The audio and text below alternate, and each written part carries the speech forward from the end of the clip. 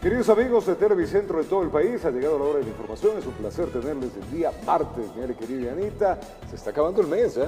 Se acaba la semana de agosto, última semana, así que hay que vivirla con energía, por supuesto, para que recibamos bien el mes entrante. Los meses bre, como decimos por acá, 7 grados centígrados, temperatura en la ciudad de Quito. Vaya, maneje con cuidado si está saliendo, tome su buen desayuno.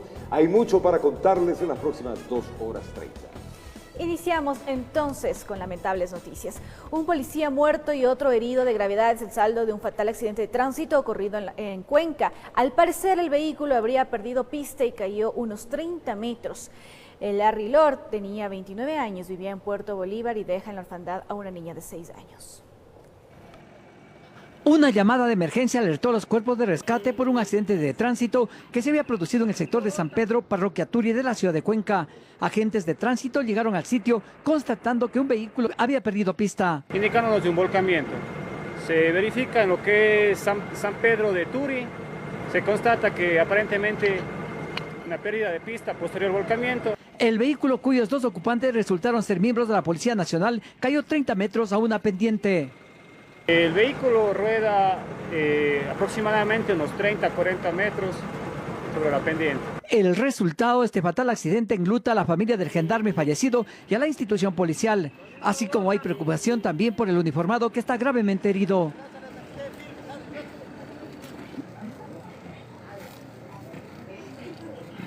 Gran trabajo significó para los cuerpos de socorro y los agentes civiles de tránsito rescatar a las víctimas. Con la grúa, tratando de rescatar el vehículo para posterior llevar lo que es el vehículo en calidad de retenido hacia los patios del MOVP. El herido fue trasladado a una casa de salud. Serán las investigaciones que determinen las causas de este nuevo accidente de tránsito que tiñe de sangre las carreteras del Ecuador. Informó desde la ciudad de Cuenca, Francisco Ramírez. Vamos a contarle que 2 muertos y un herido es el saldo de otro fatal accidente ocurrido en la capital Azuaya. El tanquero en que viajaban 3 personas chocó contra unos árboles, se volcó a un costado de la vía y estuvo a punto de caer a un barranco. Le contamos la historia. Otro accidente de tránsito ocurrido en el sector de la Josefina, provincia de Azuay, pasa a formar parte de la preocupante estadística de fallecidos y heridos en estos trágicos eventos que enlutan a familias de este sector serraniego. Encontramos que es un vehículo, un tanquero, transporte de diésel. Lamentablemente, 2 de los 3 ocupantes estaban sin signos vitales y estaban atrapados dentro del vehículo. 2 de los ocupantes del automotor habían fallecido. Son 3 hombres, 2 fallecieron al momento del accidente y uno está herido con un pronóstico reservado. Los miembros de cuerpos de socorro trabajaron durante varias horas para sacar los cuerpos que se encontraban entre los fierros retorcidos y los árboles. Se procedió a recuperar a la primera víctima, el conductor que estaba en la cabina y uno de los acompañantes que estaba fuera del vehículo. Lo complicado del proceso de extricación fue que estaba a un costado sobre el tanque. Además, los bomberos tuvieron que trabajar contra reloj para evitar que el vehículo se fuera al barranco. Se encuentra hacia un costado, hacia una pendiente, suspendido sobre los 4 o 5 árboles que le están solamente sosteniendo al vehículo. El conductor tenía 40 años de edad y su acompañante 25 años. El herido fue trasladado al hospital Vicente Corral Moscoso. El testigo indica que un vehículo lo rebasa y por no impactar, él hace una maniobra hacia la derecha, produciéndose el accidente. Luego de las diligencias de ley, la policía realizó el levantamiento de los cadáveres. Informó desde la ciudad de Cuenca, Francisco Ramírez. Y 2 militares en servicio activo fueron detenidos cuando transportaban cerca de 240 kilos de droga. El operativo se realizó en la zona frontera en la provincia del Carchi. Para no levantar sospechas de lo que verdaderamente transportaban, utilizaron la fachada perfecta, pero algo falló en un operativo de control rutinario. Personal militar en primera instancia paró a una camioneta que transitaba por un camino de tercer orden por el sector del Carmelo, frontera con Colombia, en la provincia del Carchi. Lo que parecía un contrabando con artículos de línea blanca dio un giro de 180 grados cuando un can antidrogas de la policía revisó la refrigeradora, lavadora, secadora, cocina, congelador y puso en alerta a los agentes de antinarcóticos. El CAN detecta posible droga, efectivamente realizan la prueba de campo, la verificación y dentro de los artefactos se encuentran marihuana y cocaína. La fuerza terrestre, al abrir los electrodomésticos, la sorpresa, estaban repletos de bloques forrados con cinta de embalaje café. La Fiscalía está haciendo su trabajo, averiguando, investigando si son o no son, y determinar qué tipo de participación tenía.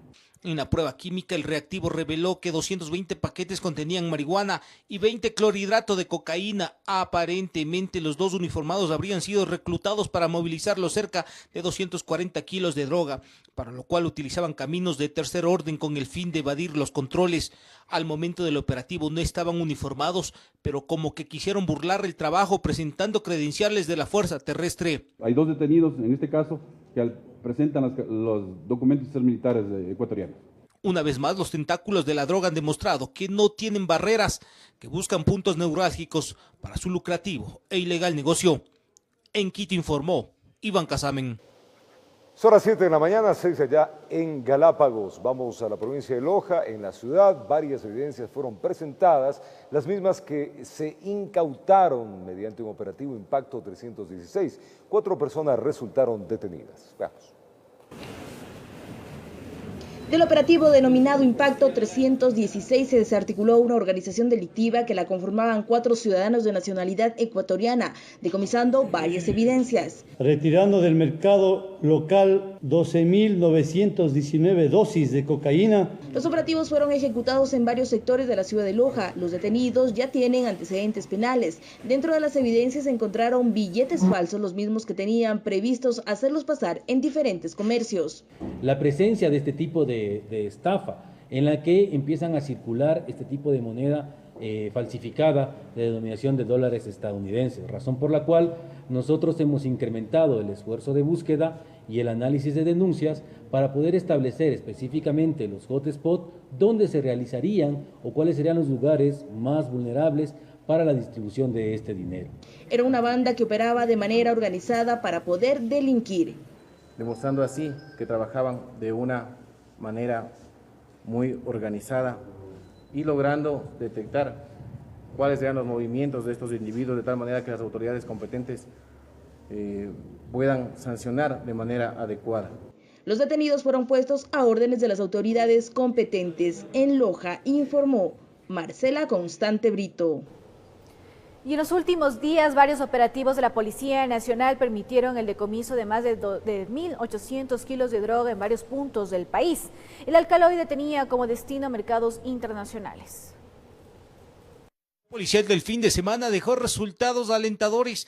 Empezaron en el puerto marítimo de Guayaquil, donde decomisaron 92 kilos de clorhidrato de cocaína y la detención de 2 integrantes de una organización internacional de drogas que operaba en la modalidad de gancho ciego, es decir, contaminando contenedores. Según las investigaciones, el alcaloide viajaba en la ruta Colombia-Ecuador-Europa. Vía marítima sacar a Centroamérica. Mientras en el operativo Altagracia en la ciudad de Manta, la policía acudió a un llamado de auxilio, encontrando en el interior de un domicilio a una persona amarrada. Los uniformados observaron algo extraño en una de las paredes. Al registrar encontraron que colindaba con una bodega donde almacenaban bloques que contenían clorhidrato de cocaína. Parece que se asustaron y dejaron eso botado. Salieron corriendo, cogieron un carro, un taxi, cogieron un taxi y se fueron. ¿Y cuántos andaban? 6. El peso de la droga alcanzó 1 tonelada 400 kilos. Según las investigaciones del centro de acopio, la sustancia tenía que salir por mar hasta Centroamérica. La droga se encontraba en los patios del domicilio y en la parte de atrás había un oramen en la que daba hacia un patio donde se encontraban otra parte de los sacos encontrados. Finalmente, en el cantón Mejía, provincia de Manabí, en el operativo denominado Transportador, agentes antinarcóticos decomisaron 300 kilos de cocaína y la desarticulación de una presunta organización dedicada al transporte de grandes cantidades de droga ocultas en compartimentos construidos en la estructura de vehículos que avanzaban hasta centros de acopio ubicados en el perfil costanero del Ecuador. Vamos en niveles muy semejantes arriba de los 50 toneladas incautadas. Pero lo importante de resaltar es que en este año tenemos mayor cantidad de detenidos, actualmente 8.397 detenidos. Operativos que permitieron el decomiso de 1 tonelada 800 kilos de droga que tenían que llegar a mercados internacionales. En Quito informó Iván Casamen. Tiempo de contarles que policías del circuito La Libertad evitaron la venta de varias dosis de droga que tenían en su poder 3 sujetos aparentemente dedicados al microtráfico. El vehículo en el que se movilizaban fue detenido para las investigaciones. Te contamos. Se paseaban de lo más lindo, como andaban en carro nuevo, creyeron que nadie les iba a detener la marcha. Cuando circulaban por el sector de La Libertad, centro-occidente de Quito, agentes policiales observaron a los 3 ocupantes en actitud inusual. Esto levantó la sospecha que no salieron a presumir el auto, sino que andaban en negocios chuecos. Las características del vehículo ya teníamos ubicadas previa investigaciones de policiales. Al percatarse de la presencia policial, salen en precipitada carrera y huyen del lugar, siendo estos detenidos posteriormente. Con los motorizados cerrándoles el paso, se pusieron nerviosos. Los valientes muchachos estaban asustados, razón tenían. Los uniformados encontraron envolturas de marihuana así como de cocaína. Presumen que estaban recorriendo las calles en busca de clientes. Al parecer se dedicaban al microexpendio de sustancias sujetas a fiscalización. Los 3 ciudadanos contemplan antecedentes penales dentro de anteriores, delitos como robo, a mano armada. En la verificación interna del vehículo apareció un cuchillo, además de prendas de vestir policiales. Los agentes no descartaron que estén implicados en otros eventos al margen de la ley, como asaltos y delitos conexos. Son prendas que utiliza la Policía Nacional, como les dije, el forro de chaleco balístico que utilizan algunos miembros policiales, de igual manera la gorra de operativo policial y el calentador policial. Los 3 amigos, como juntos andaban, juntos fueron llevados a la autoridad judicial para que respondan por las sustancias y artículos encontrados en el automotor. En Quito informó Iván Casamen.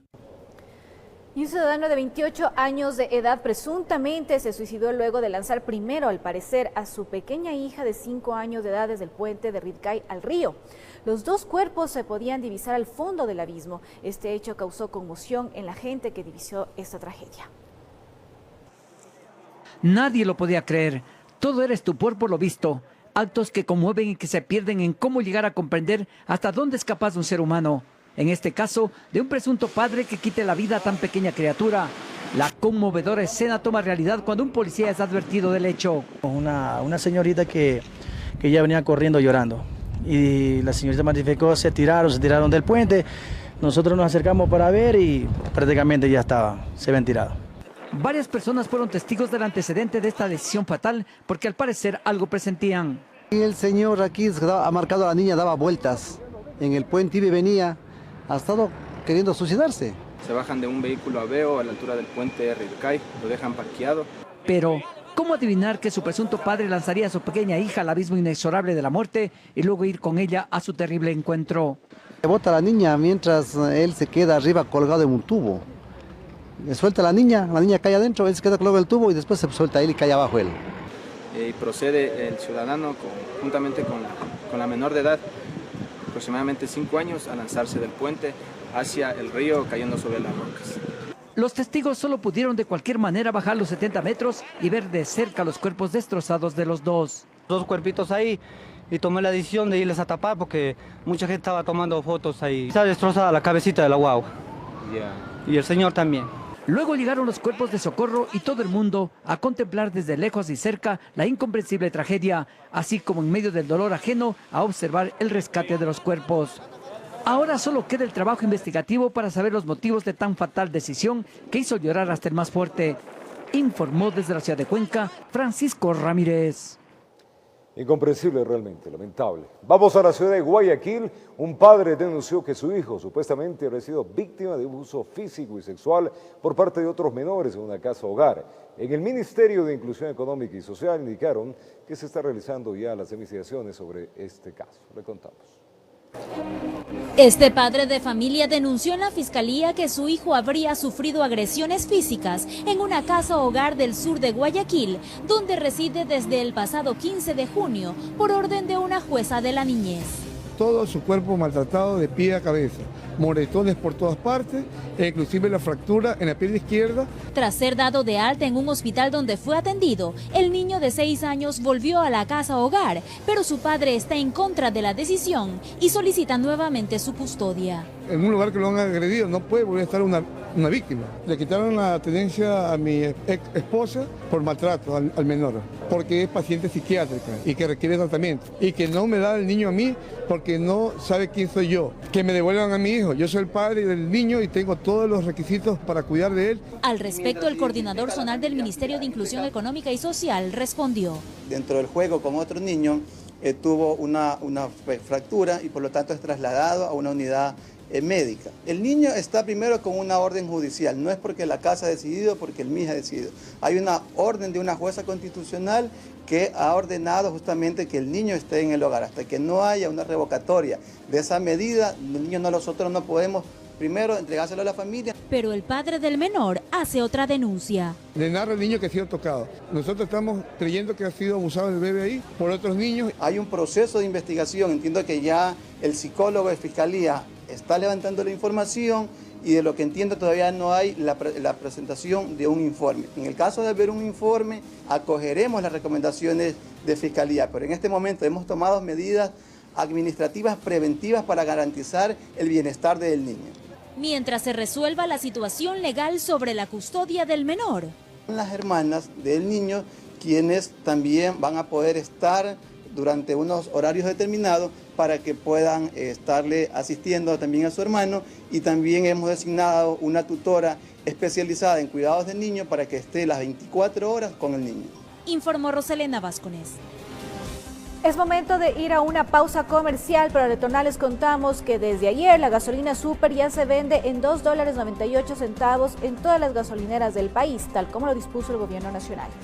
Cerca de un centenar de venezolanos regresaron del Perú luego que no encontraron trabajo, les pusieron un avión Nicolás Maduro y retornaron a Caracas. Estos y otras informaciones les vamos a contar acá en los noticieros de televisión. Una pausa y venimos.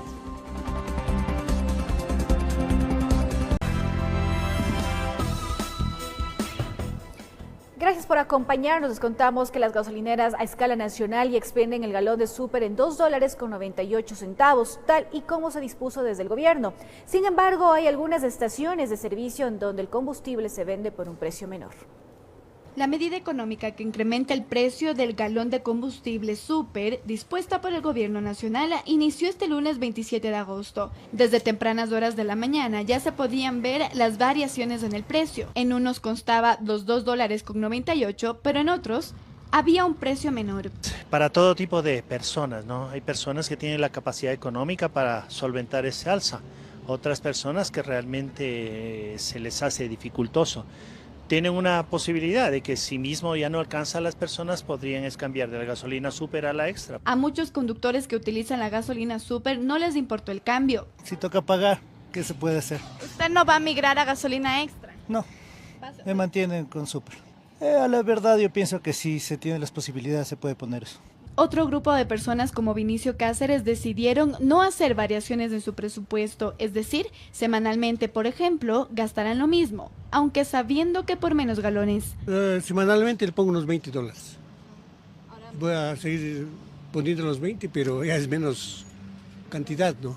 Pero hay quienes también van a migrar de la súper a la extra. Sí estamos pensando en eso, en utilizar algún aditivo, algo para que compense y cambiarnos a la extra. A decir del ministro de Hidrocarburos, Carlos Pérez, la medida entró en vigencia tal y como lo señala el decreto publicado en el registro oficial desde el pasado jueves. No obstante, la mejora en octanaje de la gasolina de 90 a 92 octanos, que también es otro de los puntos, tendrá que hacerse paulatinamente. Si es que todavía no ha llegado el combustible, pues serán unos días, pero probablemente tendremos que apurar el proceso para que no haya una dilatación en cuanto a la entrega de 92 octanos.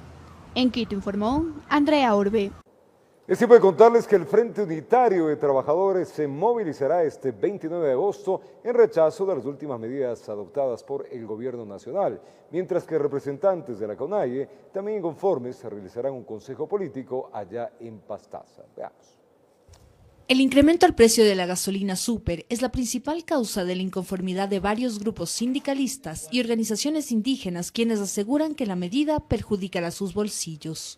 Sube la gasolina y sube todo, porque incrementan los precios de primera necesidad en el mercado. Según los dirigentes del FUD, este podría ser el comienzo de un incremento de precios que a su criterio no solucionará la crisis económica en el país. Nosotros hemos planteado, si solo recuperaríamos el 25% de lo que le robaron al pueblo ecuatoriano, que bordean los 40.000 millones de dólares, no tendríamos que tomar ninguna medida. Los representantes de la CONAIE comparten estos criterios, asegurando que están abiertos al diálogo, pero esperan ser escuchados. No se resuelve el tema de transporte comunitario, el tema agrario, que es un factor para la economía, para la reactivación económica del campo. Por lo cual esta organización indígena se reunirá el 29 de agosto en Pastaza para decidir qué medidas tomarán tras el incremento de precios de la gasolina súper. Nosotros no descartamos las movilizaciones y esto obviamente se llevará a una decisión colectiva el 29 de agosto en la ciudad de Macas. Mientras el FUD anunció una movilización en Quito, programada también para el 29 de agosto. Saldrán desde la Caja del Seguro a las 4 de la tarde y avanzarán hasta la Plaza de Santo Domingo, informó Sofía Vintimilla.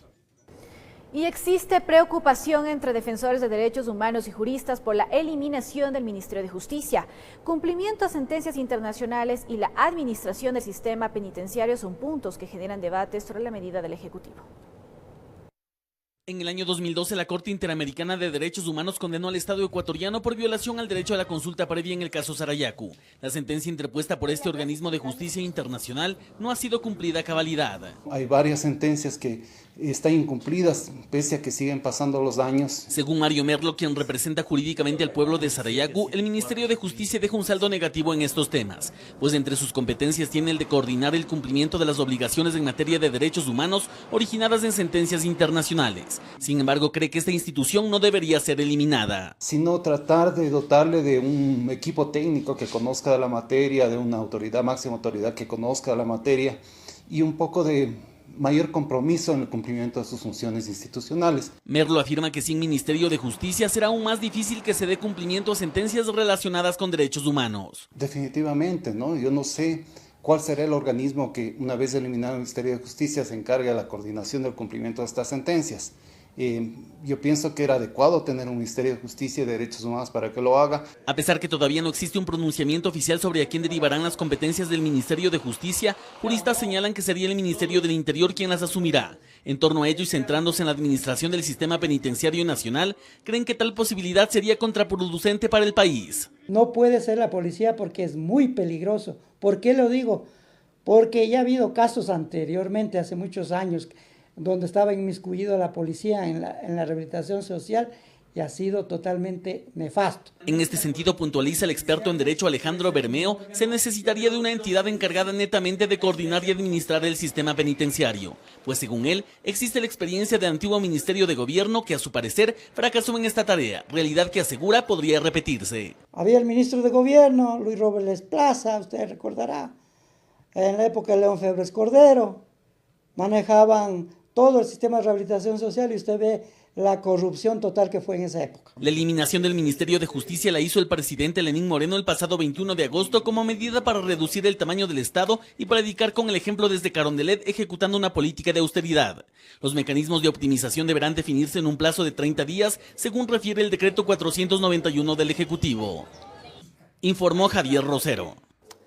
Es tiempo de contarle que la Contraloría General del Estado inició la auditoría a los recursos públicos que se habrían utilizado en las conmemoraciones de la revuelta policial del 30 de septiembre. Esto se denominó el 30S, recuerdan ustedes, del 2010. Esta investigación contará con la veeduría ciudadana que fue posesionada oficialmente este día lunes. Veamos.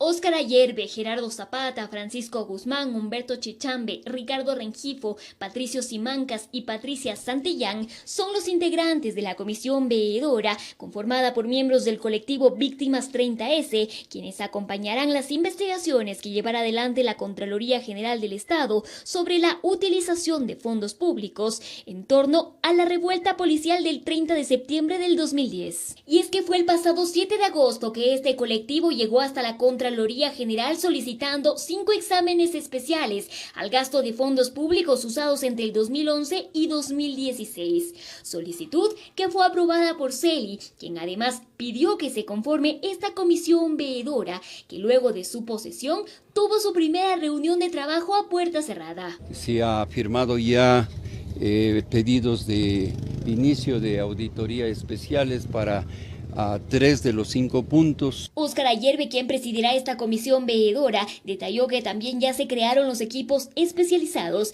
que llevarán adelante 3 de sus 5 solicitudes. El primer punto es la auditoría sobre todos los gastos que se realizaron estos famosos festejos.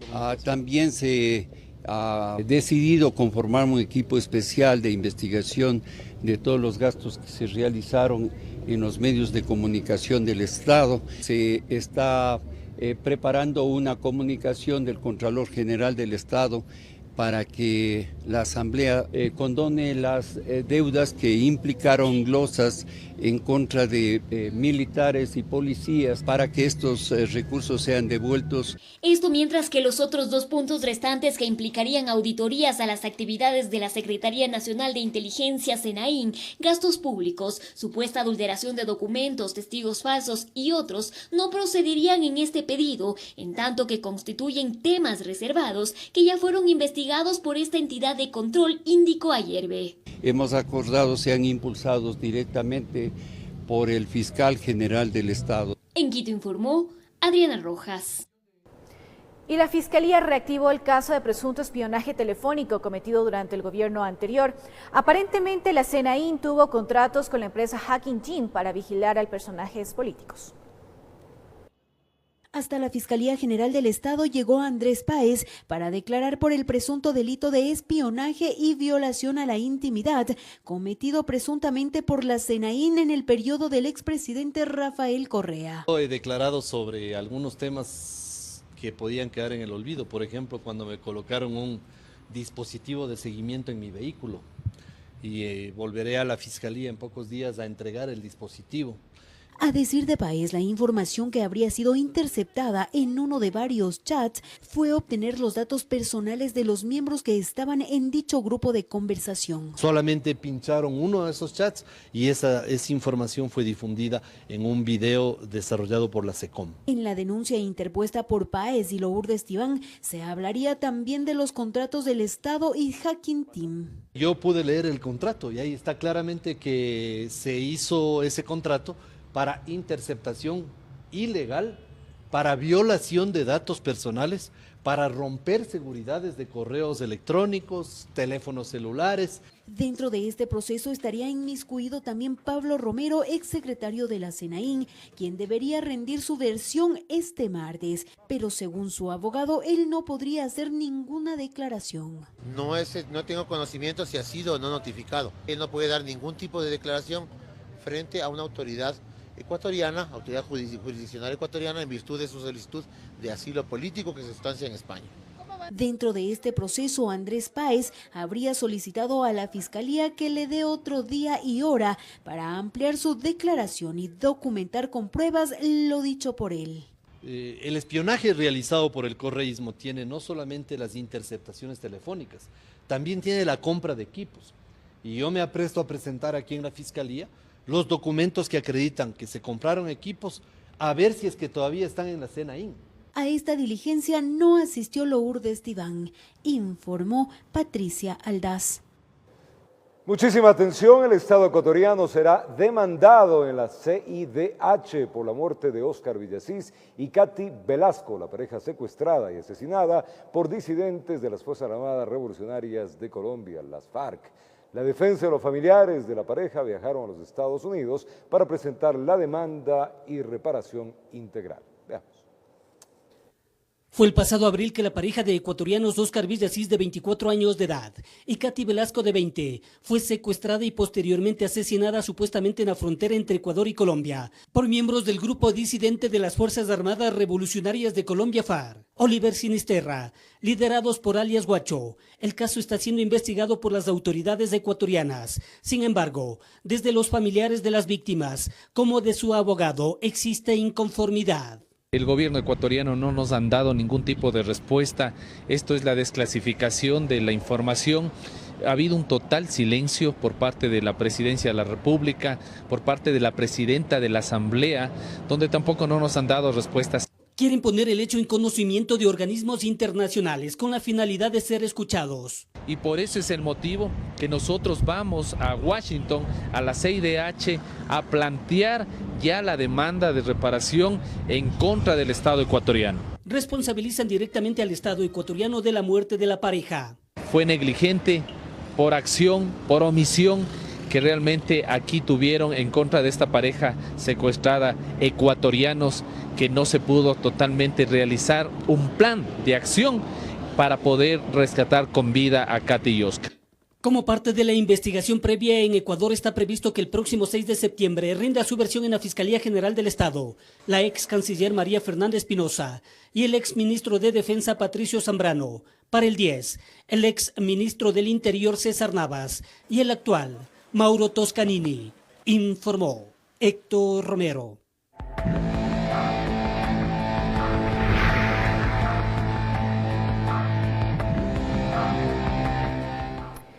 Y la Defensoría del Pueblo considera que no deben aplicarse los nuevos requisitos impuestos por el gobierno ecuatoriano a los venezolanos que deseen ingresar al país, pues a su parecer van en contra de los derechos humanos. Es por eso que pusieron en conocimiento de la jueza del caso para que tome las acciones pertinentes. Para la Defensoría del Pueblo, el exigir a los venezolanos que desean ingresar al Ecuador un certificado de validez o una apostilla sobre su cédula de ciudadanía es un acto regresivo. Porque va en desmedro de los derechos de las personas venezolanas que vienen al Estado ecuatoriano, que no lo hacen por cuestiones de turismo, sino que lo hacen por la crisis humanitaria. Es por eso que nuevamente recurren a la jueza Judith Naranjo para que tome cartas sobre el asunto. Naranjo fue quien dio sentencia a la petición de medidas cautelares sobre la exigencia de pasaporte a los venezolanos.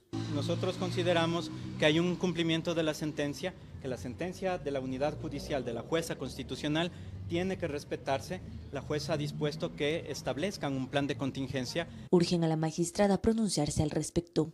El inusual flujo de venezolanos que migran a otros países de Latinoamérica parece no disminuir. Los llaneros comentan lo difícil que se les hace cumplir con los requisitos de ingresos que se les impone, pues a diferencia de otros países, en el suyo, tramitar una cédula, pasaporte o cualquier otro asunto legal no es tan sencillo. Si no, lo difícil, la página tan colapsada, no abre y entonces tardan demasiado en abrir. Están dando cita de apostillas cada 3 meses. Tienes que pasar por lo menos casi que 2 años para poder sacar tu cédula otra vez. No solamente eso, el plástico cuesta demasiado dinero y el gobierno no quiere dar eso porque saben que los venezolanos se están yendo. En los primeros 8 meses del año, Ecuador registró el ingreso de más de 500.000 de venezolanos. El Estado asegura que la exigencia de la validación de la cédula de ciudadanía a los llaneros responde al objetivo de establecer una movilidad humana ordenada y segura.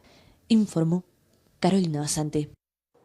Vamos a contarles ahora que grupos de venezolanos continuaron llegando al Centro Binacional de Atención Fronteriza allá en Perú. Algunos optan con el pasaporte, otros con pedir refugio. Según cifras de la ACNUR, más de 100.000 migrantes han ingresado bajo esta solicitud. El Ministerio de Salud Pública de Perú se instaló para realizar una campaña de vacunación. Se distribuyeron en 8 buses. Agotados por el viaje, acomodaron cobijas e improvisaron colchones para descansar hasta que arriben otras unidades, donde se trasladarían hasta su destino final en Perú. Era de madrugada, pero la ayuda humanitaria nunca se detuvo. Pero Perú tiene más de 100.000 personas venezolanas que han solicitado la condición de refugiado ya en el país. Amaneció y el primer testimonio con el que nos encontramos fue el de Shaimar. Tiene 8 meses de embarazo y caminó 1 semana pasando por Colombia. Pero no vino sola. Junto a ella su amiga Wilmar, quien dejó a su hijo de 1 año. Parecía reconfortarla tras la dura jornada. Más pesar me daba planificar y mentalizarme, tener una bebé donde no se sabía si yo sobrevivía el bebé. Entonces prefiero asegurar aunque sea la vida de una de las dos, porque normalmente se sabe cuando una mujer da a la luz, tiene en peligro su vida, eso se sabe conscientemente.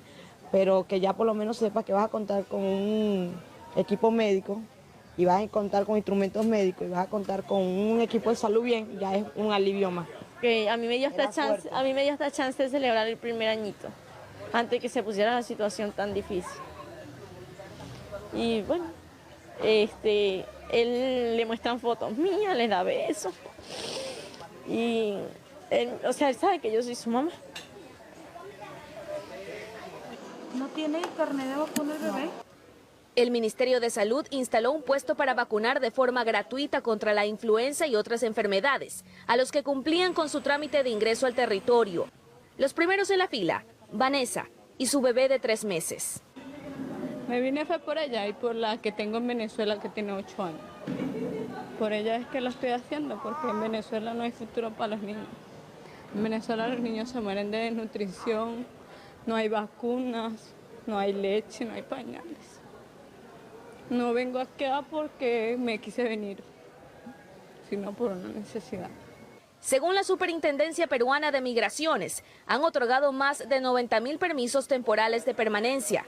Es que cerca del 60% de venezolanos que llegaron sin pasaporte solicitaron refugio en la Oficina de Relaciones Exteriores. Era la única medida. Por ahora, para ellos regresar a su país no es opción, informó Adriana Peralta. En el puente internacional de Rumichaca no existen inconvenientes para el ingreso de ciudadanos venezolanos. El flujo bajó notablemente y quienes acceden a obtener el sello lo hacen con pasaporte o carta andina. La cédula con el certificado apostillado como requisito básico para el ingreso no es utilizada por los migrantes. El puente de Rumichaca de a poco va regresando a la normalidad. De los miles de ciudadanos venezolanos que desde el mes de mayo buscaban ingresar a Ecuador y permanecían días intentando obtener el sello, hoy se aprecia un número totalmente bajo. El último balance determina que el domingo anterior ingresaron 979 extranjeros, quienes presentaron pasaporte, mientras que 314 lo hicieron mediante carta andina, quienes no tuvieron ningún tipo de inconvenientes. Eso ha implicado a que los ciudadanos venezolanos ya disminuyan en su intención de ingresar al país. Se están realizando y tomando diferentes acciones, no solamente en Rumichaca, sino también en otras líneas de frontera. Todos los que hemos sellado estamos con pasaporte, carta andina. Súper rápido, sencillo. Después que se emitiera el acuerdo 244 con el que se establecieron nuevos requisitos para los inmigrantes venezolanos que les permita entrar al país, son pocos los extranjeros que han tenido ese problema. Lo que sí se mira es la falta de información. Muchos de ellos no saben sobre la reforma, incluso piensan que pueden ser deportados. Hay unos que se están teniendo problemas con eso, porque la cuestión del registro. Apostillado. Pues no he sabido de nadie que tenga que hacer una certificación y eso. En carta andina porque es imposible sacar el pasaporte en Venezuela. Y es difícil porque ya por lo menos ya estoy aquí, yo vengo siempre lejos para apostillar allá en Venezuela, piden platalón, pues piden dólares, vaina para apostillar y de dónde. Hay muchos que no se han podido venir porque también es imposible sacar la cédula, tanto el pasaporte como la cédula. Mientras esto sucede en Migración Ecuador, en Colombia se puede observar un número no mayor a 100 extranjeros que buscan su salida a través de la carta andina. Ya en carretera no se observa a migrantes caminando para llegar a su objetivo, como en semanas anteriores, lo que evidencia que el flujo ha disminuido notablemente. El hecho de que no hay represamiento es porque también en el estado de emergencia se incrementaron las ventanillas de migración y eso ha hecho de que el trámite de ingreso al país sea mucho más ágil. Desde la frontera colombo-ecuatoriana informa Miriam Enríquez. Tiempo de contarles que cerca de un centenar de venezolanos que llegaron hasta el Perú y no pudieron encontrar una estabilidad laboral, regresaron a Caracas de manera voluntaria. Un avión enviado por el presidente Maduro trasladó a los ciudadanos de vuelta a su patria. Miremos. En Perú la situación de venezolanos en condición migratoria se torna cada vez más compleja. 100 migrantes de manera voluntaria regresaron a Caracas al no encontrar una estabilidad laboral, tras haber viajado vía terrestre por Colombia y Ecuador en busca de mejores oportunidades. El gobierno de Nicolás Maduro apoyó la decisión y envió un avión comercial para poder regresar al centenar de personas que llegaron hasta la Embajada de Venezuela en Lima e iniciaron el proceso de retorno. Las oportunidades en Perú cambiaron desde el pasado 25 de agosto. Para poder ingresar a tierras peruanas deberán portar como requisito obligatorio su pasaporte, lo que ha generado un rechazo en la comunidad migratoria venezolana. Pues en parte sí, en parte no. En parte sí porque es una medida de seguridad, pero por otra parte es una cosa que le exigen a los venezolanos que está fuera de nuestro alcance. O sea, es algo imposible obtener ese documento en el país en estos momentos. Con la realización de Andrés Reina, informó Edison Saavedra.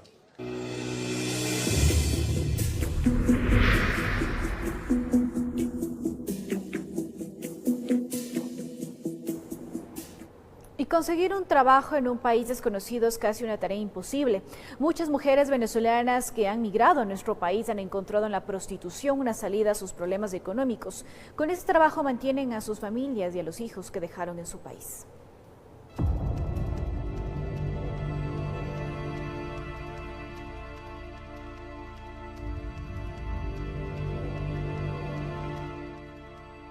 Migrar a un país desconocido y donde las oportunidades de trabajo son casi nulas es uno de los problemas más graves que han encontrado los venezolanos que llegan a nuestro país.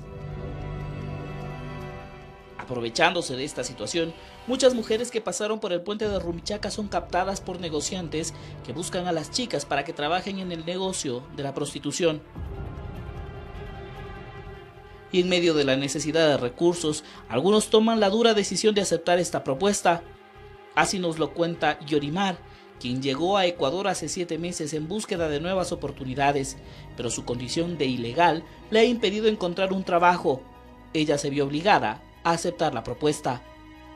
Enseguida que llegué, me puse a buscar trabajo y no conseguí. Es muy difícil, le dan trabajo solamente a los ecuatorianos. Entonces me tocó pues hacerlo. En Venezuela, ella era parvularia y cursaba los últimos semestres de una especialización en investigaciones policiales, pero ante la crisis se vio obligada a dejar todo y emigrar. Incluso me traje mi título, yo soy allá licenciada en educación y la verdad no lo traje para guardarlo porque no se consigue ningún tipo de trabajo. Asegura que al inicio fue muy complicado aceptar que se dedicaría a esta profesión, pero que la imperante necesidad de recursos le obligaron a acceder. Tiene 3 hijas que se quedaron en su país al cuidado de su madre. Por ellas hace este sacrificio. Dejé a 3 niñas hermosísimas. Tuve que dejarlas ya que allá no hay empleo y si consigue empleo, el sueldo no le da para vivir. No le alcanza para comprar un par de zapatos, ni para pagar los estudios, ni comprar una libreta siquiera. Un caso similar es el de Mercedes. Ella, de igual manera, llegó al país y se vio obligada a buscar este trabajo luego de que muchas puertas le fueron cerradas. Es muy difícil de que tú seas una profesional, profesora, licenciada y que tú, al cruzar un país, te vuelvas en algo sencillamente feo, que es la prostitución. Asegura que nunca pensó que se dedicaría a esta profesión, que el inicio fue muy complicado, pero que ya se ha acostumbrado a esta vida. La primera vez o las primeras 3 veces quedas asquiento, pero después se acostumbra. Que los ingresos son rentables y con el trabajo puede mantener a su familia allá en Venezuela. Cuando tú llegas aquí, tú tienes que luchar entre todos tus familiares para salir adelante y para ayudarte. Y es que según ella son decenas de venezolanas las que han decidido entrar en este negocio que se ha proliferado a nivel nacional y con ello también se han registrado nuevos mecanismos de servicio de prostitución. Se habla de los llamados amanecederos o prostíbulos ilegales en viviendas que alargan sus fiestas sin control alguno. En estos lugares es donde ahora la prostitución se ejerce libremente y sin permisos. ¿Cómo y dónde funcionan estos sitios? Les contaremos en el siguiente reportaje. Con imágenes de Omar Flores, informó Javier Gallo. Vamos a separarnos brevemente. Al retornar les contaremos que hasta el momento apenas una persona ha sido postulada para el concurso de designación de los vocales definitivos del Consejo Nacional Electoral. Gracias por acompañarnos. Estamos en la primera entrega de los noticieros de Televicentro, en Comercio TV al aire, 7:46 en la mañana, 6:46 allá en Galápagos. Hasta el momento vamos a contarles que apenas una persona ha sido postulada para el concurso de designación de los vocales definitivos del Consejo Nacional Electoral. Las autoridades del Consejo de Participación esperan que hasta antes de finalizar la fecha de inscripción, el número de participantes se incremente. Veamos. El plazo para postular candidatos a conformar el Consejo Nacional Electoral definitivo concluye este martes. Sin embargo, hasta el momento, una sola postulación ha sido presentada. Y aunque el plazo está por fenecer, en el Consejo Transitorio aseguran que esperan que este martes las postulaciones se incrementen de manera significativa. Bueno, sorprendentemente estamos solamente con una postulación del Partido Sociedad Patriótica. Estamos esperando que el día de hoy, el día de mañana lo puedan entregar y con eso cerraríamos esta parte del proceso del concurso. Los que pueden postular son los partidos políticos que participaron en las últimas elecciones, sectores y movimientos sociales, así como las universidades. Pues esperemos que, bueno, a veces los ecuatorianos nos demoramos un poquito Entonces creo que los próximos días serán los que presenten el resto de organismos.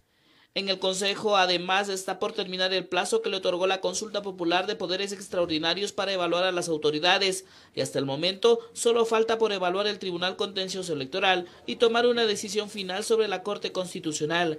Acá dicen estar a tiempo para esas resoluciones. Terminado prácticamente todo dentro del plazo, que es el 6 de septiembre.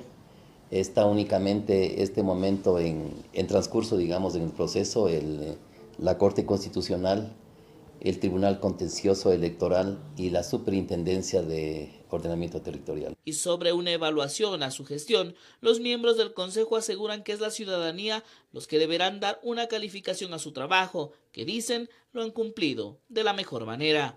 Nosotros hemos hecho nuestra tarea en la medida que hemos podido. Y ustedes son los que califican. Bueno, los que tienen que determinar eso es el pueblo ecuatoriano, la opinión pública. Nosotros hemos cumplido con todos los organismos. Los que faltan nos hacen que entremos dentro del plazo y nosotros creemos que hemos cumplido, pero obviamente nosotros estamos sometidos al escrutinio público y la población determinará cómo lo hicimos y en qué medida están satisfechos o no. Informó Javier Gallo. Dirigentes del movimiento Maná anuncian que presentarán acciones legales en contra de los representantes del correísmo. Esto ante la negativa que se ha generado en la entrega de las firmas recolectadas para la inscripción de este partido político. En esta misma semana, dicen, presentarán la demanda en la Fiscalía. Le contamos.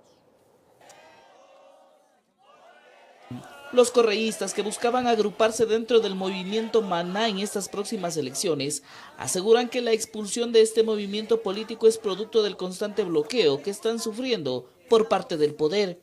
Rechazamos y denunciamos el permanente bloqueo político que inició en diciembre del 2017 y que continúa hasta la fecha.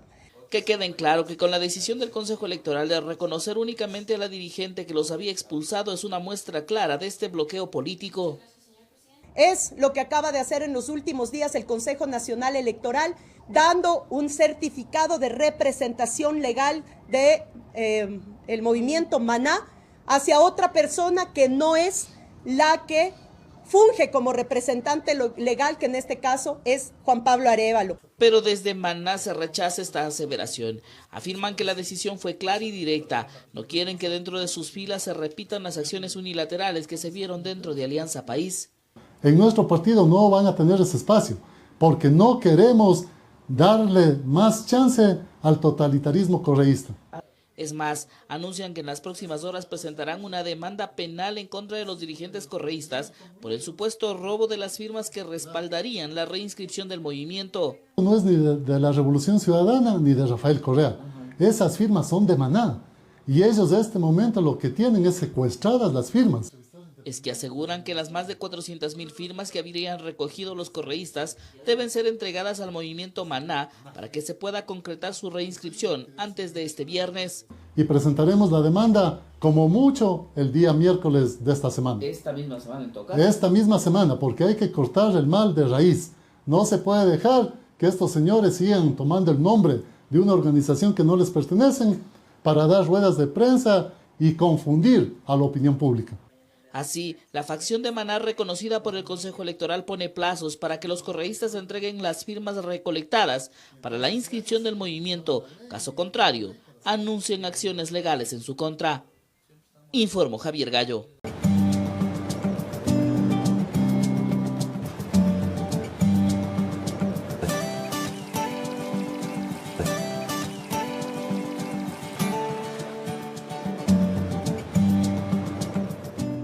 Vamos a invitarles a nuestra nota intercultural que nos traslada hasta la provincia de Loja. Ahí vamos a conocer el significado de una parte de la vestimenta que utilizan las mujeres saraguro. Se trata de su faja o fajín, la cual representa la fertilidad. Una historia que le contamos. El folclore latinoamericano tiene como principal característica los instrumentos de viento. Uno de ellos es la quena, muy tradicional para la interpretación de la música indígena y autóctona. Así lo destacan los intérpretes de saraguro, quienes se identifican con este tradicional instrumento. Depende del tamaño de las quenas o quenillas o quenachos para acompañar una música. Las quenillas tienen un sonido más agudo, ¿no? Y los quenachos que tienen el cuerpo más grande, más largo también, tienen un sonido más grave de acuerdo a eso se va combinando sonidos y utilizándolos de acuerdo a la canción o de acuerdo a lo que uno se quiere obtener en la música. Este instrumento emite sonidos muy característicos de la zona andina debido a su confección. En muchos de los casos, este llega a medir 50 centímetros en su cavidad y la cantidad de orificios es lo que genera la mayor cantidad de melodías. Que dentro de saraguro también es uno de los instrumentos más utilizados dentro de la música, ¿no? Todos los grupos de música tradicional, de música andina mismo, poseen y utilizan una quena, ¿no? Su elaboración no es tan sencilla, hasta la búsqueda de su material en los llanos altos de la serranía ecuatoriana, hasta el acabado constituye una gran dedicación y esmero de parte de quienes la elaboran. Las quenas se pueden hacer en diferentes afinaciones, en diferentes materiales. Bueno, en mi caso, yo las elaboro a base de una especie de bambú que se llama duda, que se encuentra también dentro de en las alturas, en las partes altas de nuestras montañas. Igual existe aquí dentro de Saraguro. En Saraguro, provincia de Loja, informó Marcela Constante.